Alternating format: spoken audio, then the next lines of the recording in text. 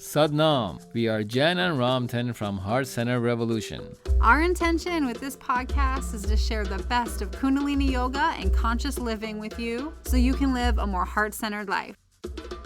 Satnam, and welcome back for episode 45 of the Heart Center Revolution podcast. I can't believe we're to 45. It may have taken us a few years, but we're happy to be here and just so excited to be reconnecting with all of you. I've loved seeing the emails and messages we've gotten from listeners saying they're glad to have us back or that they found us, and the reviews we've received have been amazing. So thank you so much for all of the support. We love it. And I have to say, I think that this is my favorite episode of the ones that we've done since we've come back. It's one of my favorite topics. So the topic of today's episode is just 3 little words, Ek Ong Kar. But these 3 little words make up an immensely powerful mantra that Ramtin and I will dive into in our discussion for this episode.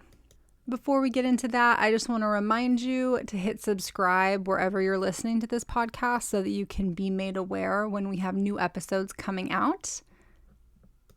That subscribe also tells Apple and Spotify that you're interested, and so it kind of helps them feel safe boosting our podcast to other listeners. So it helps us out as well. For the pranayam today, we'll be doing an alternate nostril breathing, so something simple that we've done before, but I have a little surprise for you, so you'll have to listen to the end to know what the surprise is. The one thing I do want to bring your attention to before we get into the episode is that in the comment section of this episode, wherever you're listening to it, I provided a diagram of the mantra Ek Ong Kar. And it might not make much sense now. You might want to take a look at it as you're listening. And then after Ramtin and I's discussion, I'll kind of break down the image. Although by then it'll be pretty self-explanatory. So let's get into it. All right. In today's discussion, we're going to talk about the mantra Ek Ong Kar. It's spelled EKONGKAR or KAAR. And it's pronounced Ek, or some people say Ik, Ong Kar. Now for 3 little words, there's essentially the entire philosophy and belief system behind yoga. Any practice of yoga is packed into these 3 words. Ek Ong Kar is also a really important part of the Sikh tradition, of the Sikh religion. So let's, just get into it. So Ek Ong Kar are some of the most frequently practiced meditations in Kundalini Yoga include these words. And so you'll hear them again and again. There's Ek Ong Kar Sadguru Prasad. There's the Mol Mantra, which we'll break down in a future episode. But these words are super powerful. So we're going to talk about each word individually and then talk about what it means when you put them together. So Ek or Ik translates directly as 1, so the number 1. And this refers to the infinite consciousness from which all things come. So for some people, this is God or an aspect of God. But you can call it spirit or infinite, source, you can call it energy, whatever label you want to put to it, even if you're not particularly spiritual in your language. Ek is the all-pervading, creating, organizing force of the universe. And so it's that energy or intelligence that brings everything together, that brings things into being. And so that's what Ek is. So source, energy, intelligence, that kind of thing. And then Ong, O-N-G, is the creative vibrational frequency of the universe. So this is the vibrational field of the universe that brings things into being. So everything vibrates at a certain frequency, and Ong, O-N-G, is the frequency of the universe that creates things. And so while Ek is the intelligence, Ong is the vibration that brings energy, abstract things into physical form, into creation, into being in this earthly plane. And then Kar means form. And so that refers to anything in existence, absolutely anything. It can be a grain of sand, a human being, the ocean itself. We were just, camping in the redwood forest. All those trees are Kars. So anything that is in existence is Kar. So when you put these things together, Ek, the infinite, intelligence, that kind of a thing, Ong, the vibration of creation, Kar, these little things, not little, but these pieces of things that have been created.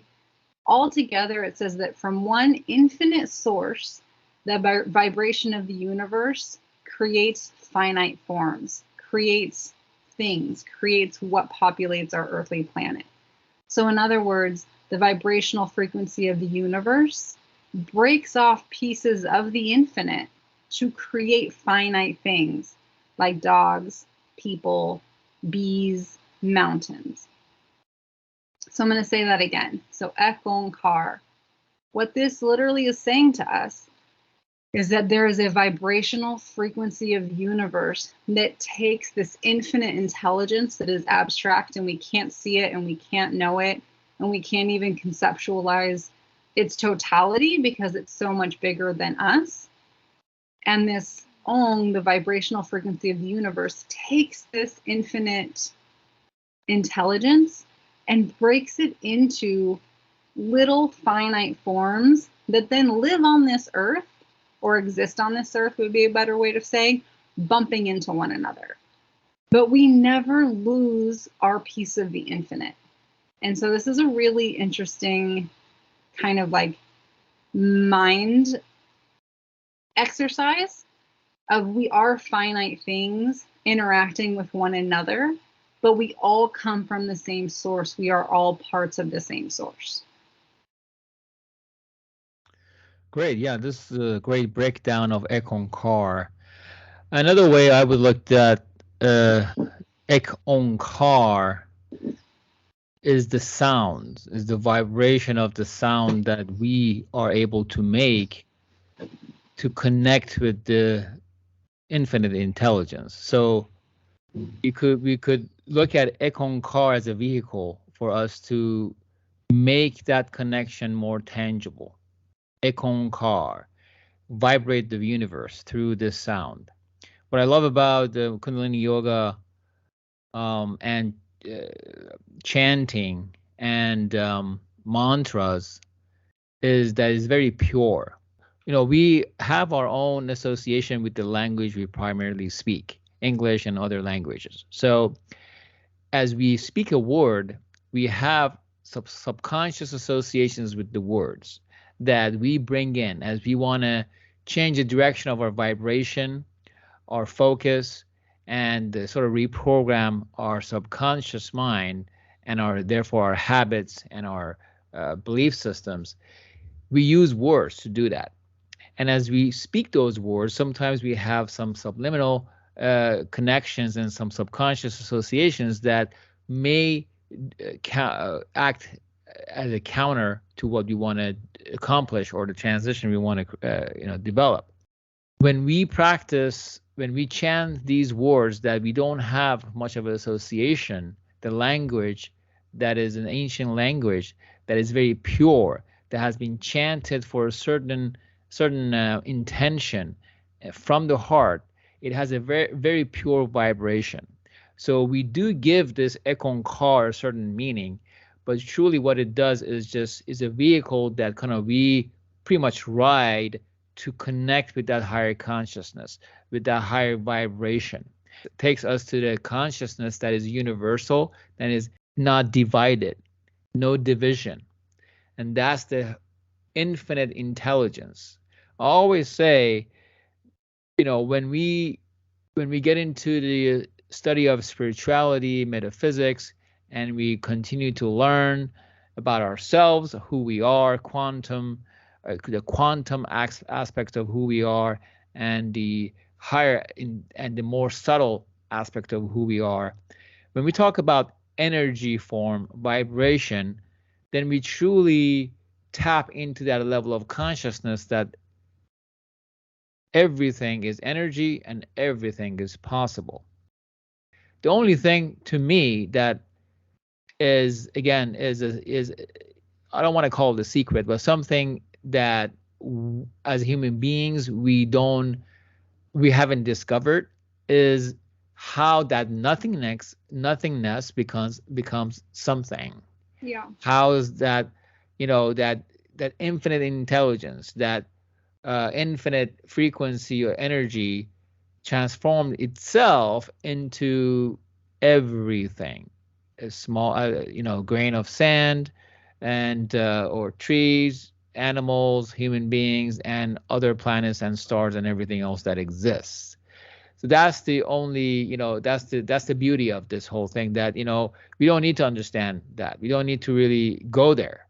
We just, every experience, every uh, tangible and intangible level of energy and consciousness lets us know that there's a connection there. There's a connection, inner and outer connection, that makes us part of that one intelligent. I love your focus on this mantra as it's a vehicle for us to go back up that channel and experience our infiniteness. If we get wrapped up in the earthly experience and don't see through the Maya or the illusion that we're all connected, then we feel so disconnected from one another, from source, from Mother Nature, from all these things that are meant to complete our spirit and to fulfill our spirit and to give us energy and passion and joy and just be the full expression of ourselves. And so when we buy into this lie that we're separate from other things, then we start to feel miserable and we can feel sad and disconnected and just wonder where that like joie de vivre or that like light for life has gone. But it's that connection to the infinite that brings us into our true selves, brings us into our heart center, brings us into our expression of our own authenticity. And that actually is the purpose of any practice of yoga. So yoga actually means to yoke or to unite, and it means to unite your individual soul to the infinite. And so Ek Ong Kar is just describing that connection. And then as Ramtin is saying, as we chant Ek Ong Kar, we experience that connection. Absolutely. Well said. Another, Ek Ong Kar, another way of translating it could be I am. I am that I am. Or, we say I am God. Now, again, a lot of people may have a different association with the word God because of religion and so on. But again, to me, when I say God, that's what I mean. Infinite intelligence, that primal force, the creative force, and Ek Ong Kar is as such. So again, now how do we put this practice into very practical terms for us to work? And again, just the chanting of the sounds, Ek Ong Kar, as Jen mentioned, allows you to bring your mental aspect of who you are, your emotional and the physical aspect of who you are, in combination of harmonizing your mind and your heart brain, and creating that pure connection to your higher self state of being, trans-like being. You're really allow yourself to let go of some of the limitations that we have gathered through conditional aspect of life, and we free ourselves. And as we let go and shed away any of our subconscious habitual way of thinking, the belief systems, and all that we have, we truly tap into our heart center, and that becomes a true connection to our higher self, which is less polarized. Every aspect of who we are has a purpose, has a reason, has a purpose. So we cannot, completely let go or eliminate who we are and what we are. That's not the purpose of all this, and that's not what we want to do. So we want to embrace every aspect of who we are.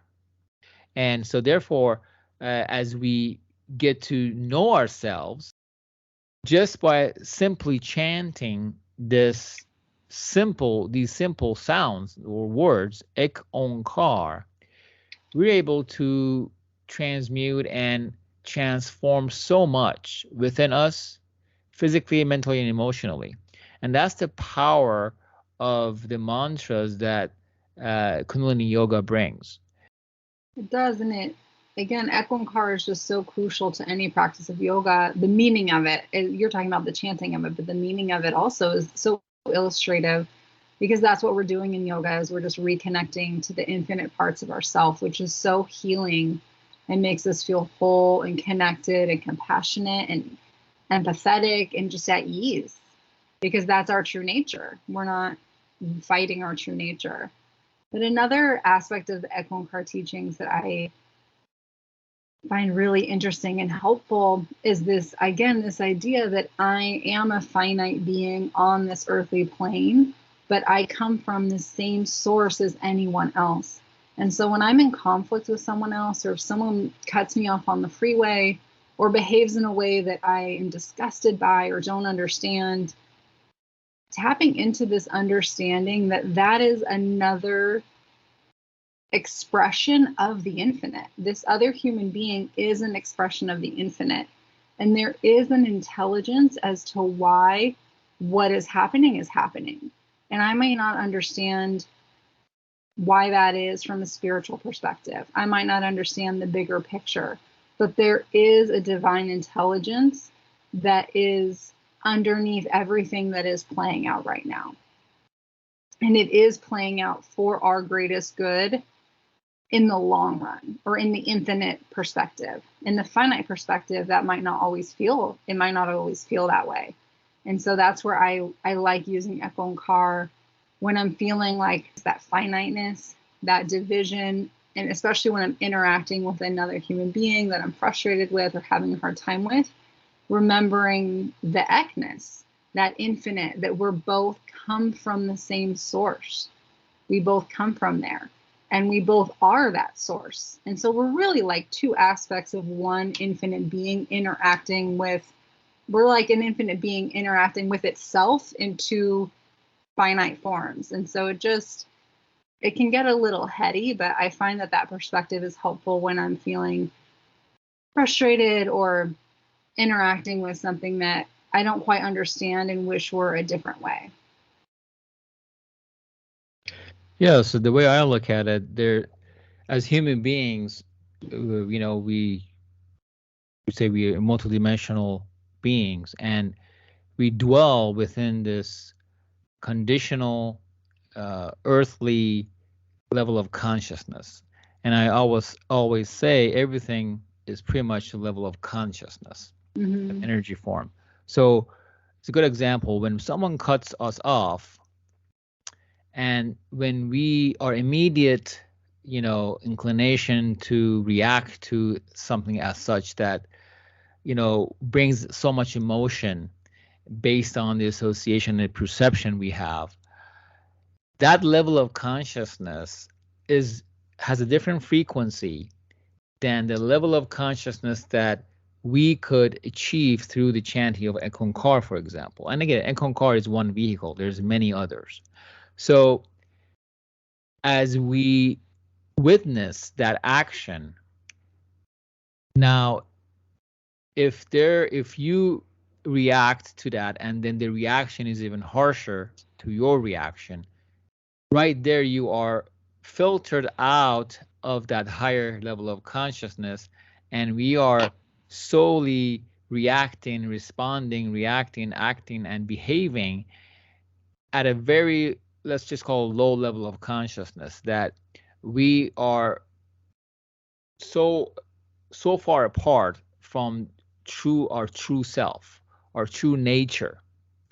And we call that human nature, but that's actually not a human nature. Our human nature is actually very pure. Joy, contentment, being connected to our higher self, that's the higher part of our human nature. So when we bring that level of consciousness that we recognize through the chanting, for example, of Ek Ong Kar, then when someone cuts us off, and my immediate reaction based on my physiology, everything that happens chemically and physically within me, I could take, I have that level of consciousness and capacity to allow that, the emotions to settle down and connect myself to that higher level of consciousness and trust and have faith and see the other that has the same capacity and availability to connect themselves to that level of consciousness, and trust that if my response, my reaction is not harsh or try to, retaliate, take revenge. If I take all that out of my consciousness, then I could actually make a better situation, make it, out of that circumstance, right? We could apply, this was just a simple example, but we could apply that to anything that we see as an opposition, anything that we know that we perceive as a threat to us in any form or shape or anything, so, and that simply is to tap into our heart center, because our mental aspect of us is polarized. It's supposed to be as such. That's how we measure things, quantify things. That's how we create things in a certain aspect of our life, and that's we understand things. And we have done so much. We have advanced so much in that regards, in just using our mental aspect, right? Now, to bring it all together, to kind of unify this everything that's going on into a more harmonious way of living, we have to now tap into our heart center. And that's what it means by going back to our origination of who we truly are, our truly human nature. All right. We actually continued talking for a while, but we got off on some tangents that have nothing to do with Ek Ong Kar. So I'm going to end the discussion, a portion of our podcast here. And I want to draw your attention to the diagram, the Ek Ong Kar diagram that is in the description for this episode. And so you can see the Ek is just a block at the top. So that's showing like all of infinite consciousness, like it's one unified thing. And then Ong are the swiggle lines. That's meant to illustrate like that vibration, the vibrational pull or the vibrational aspect of the universe that creates different finite entities or forms. And then all the dots around the word car illustrate all of those forms. And so trees and cars and humans and dogs and clouds and anything that's a form in this earthly plane. And so that's kind of what the diagram is meant to illustrate. And I drew the diagram. It's very, basic, as you can see, but I first saw it from our Kundalini Yoga teacher, Priya Jain from 7th Chakra Yoga. They're based in Temecula now. They used to be in Huntington. So you can find them online, 7thchakra.com, or Priya has a podcast called Practical Spirituality, if you want to check her out. And with that, we'll transition into the pranayam for today. So the surprise is that instead of the normal background music we use, I am going to loop Ramtin chanting Ek Ong Kar. And he's like known in our Kundalini community as having the most powerful morning chant, which starts with a long Ek Ong Kar. So the Ek, Ong, and Kar are very drawn out, but it creates a very meditative vibration. And so I looped his chant and I put that under this pranayam. So let me know if you like it. I thought it was kind of a fun change. And so because we're doing that, we're going to do an alternate nostril breath, which is pretty simple, but a very powerful pranayam. So begin as usual by sitting up nice and tall, raising your shoulders up, back, and down, crown of the head up to the heavens, chin tucked down and back, feeling that space opening up in the back of the neck. Let's start by taking a couple of regular breaths. Just checking in with yourself, mental, emotional, and spiritual place. How are you doing right now? Now let's transition into long, deep breathing, inhaling deeply through the nose, filling up the belly, ribs, and chest. Exhaling chest, ribs, and belly. As you inhale, you fill up like a balloon from the base of the spine all the way up to the shoulders. As you exhale, the air slowly seeps out from the shoulders down to the base of the spine. Your eyes are closed if that's comfortable for you. Inhaling.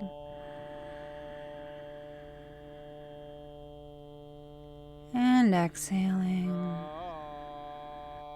One more like this together. Inhaling deeply. Exhaling completely. And bringing your hand up to your face, using your thumb to gently close your left nostril. The other 4 fingers can be up. And then you inhale through your left nostril, moving your hand so that your pointer finger on your right hand is closing your left nostril, and you exhale through the right. Inhale through the right. Moving the hand back, exhaling through the left. Inhaling left.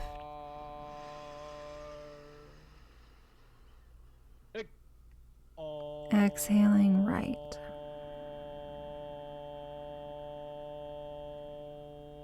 Inhale right. Exhale left. Continuing to breathe in this pattern, switching the nostril on the exhale. So you exhale, then inhale through the same nostril. Using that long, deep breathing we've practiced before. And if you're unfamiliar with alternate nostril breathing, or it's not working for you today, you can just do long, deep breathing. It's always a good place to go back to. And then I'm going to be quiet so you can just tune in to the mantra Ek Ong Kar as chanted by Ramtin.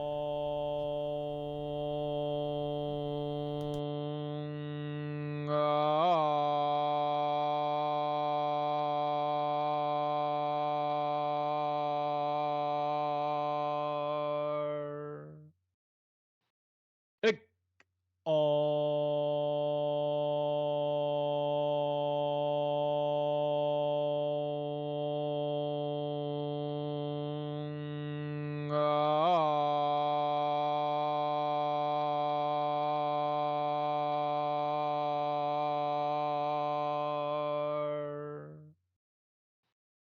Ek Ong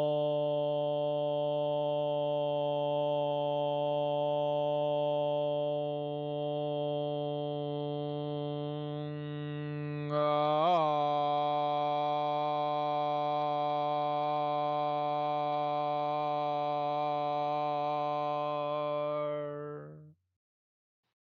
Ek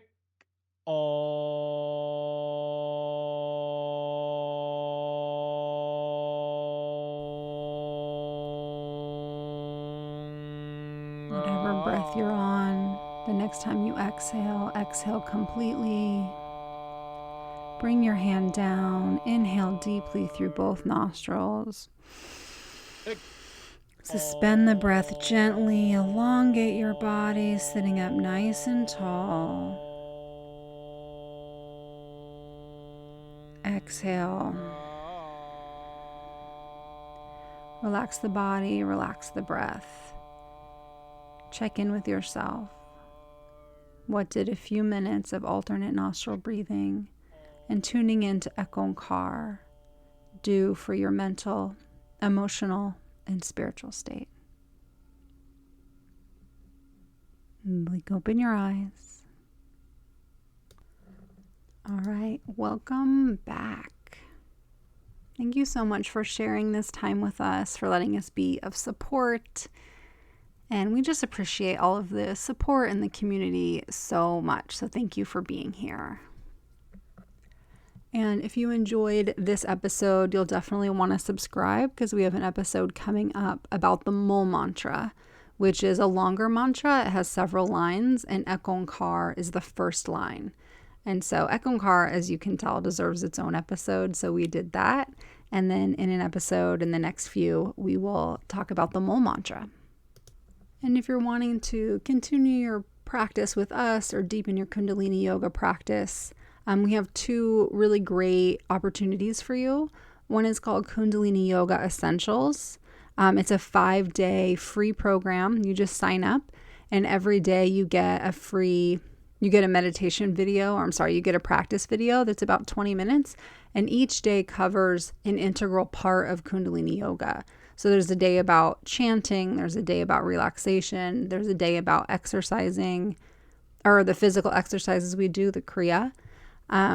And so that's a great thing to do if you're a beginner so that you kind of understand what's going on. But it's also great if you've been practicing for a while because we break down things like Om Namo Gurudev Namo and breath of fire. And so as these things come up in almost every single yoga practice, Kundalini Yoga practice, you'll have a deep understanding of them. So you can sign up for that at kundaliniessentials.com, or I'll have a link in the description section of this episode. And the other opportunity that we have is to help you, support you in having a daily meditation practice. And I know for a lot of people, either starting or resuming a daily meditation practice is something we all want to do, but it can be a challenge to kind of just get it started. And so we created this 10-day Kirtan Kriya meditation program just to help you get started, get comfortable meditating at home. And then if you're done at the 10 days, that's great. And if you want to continue on, you have all of the tools and resources and hopefully a little momentum going so you can keep going. And so that's 10 days of Kirtan Kriya. And I will have a link in the description for this episode for that if you want to, start practicing or have some support for a home meditation practice. All right, I think that's it for this episode. We love you so much and we can't wait to connect next week. Bye.